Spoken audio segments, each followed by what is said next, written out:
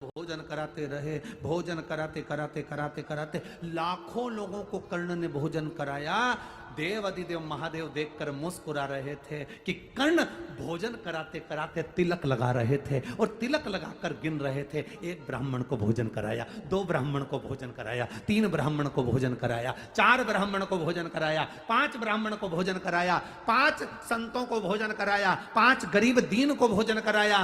देव अधिदेव महादेव ने डमरू का नाद कर डमरू का नाद कर बाबा जी ने कहा, अरे कर्ण अगर तिलक लगाएगा तो एक ब्राह्मण की गिनती में केवल एक ब्राह्मण आएगा। श्राद्ध पक्ष के अंदर अगर तू ब्राह्मण को भोजन करा रहा है तो तिलक लगाने की जरूरत नहीं, तो एक ब्राह्मण को भोजन कराएगा और बिना तिलक के दक्षिणा देगा तो 1000 ब्राह्मण का फल प्राप्त कर लेगा। कितना सुंदर कहा।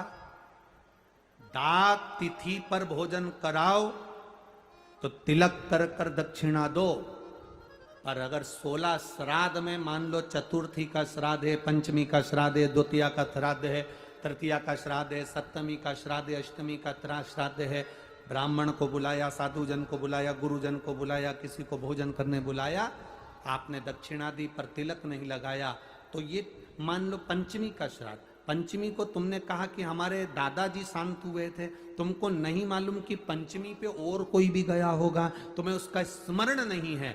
जो जो पंचमी पर गए हैं वो सब तुम्हारे दरवाजे पर आकर खड़े होते हैं। अगर हमने दादाजी के निमित्त से तिलक लगा दिया तो केवल दादा को ही उसका भाग में प्राप्त होता है। अगर हमने तिलक नहीं लगाया तो पंचमी के दिन हमारे पूर्वजों में 71 पीढ़ी में कोई गया होगा पंचमी को, तो सबको उसका फल मिल जाता है, तो पितृदोष समाप्त हो जाता है।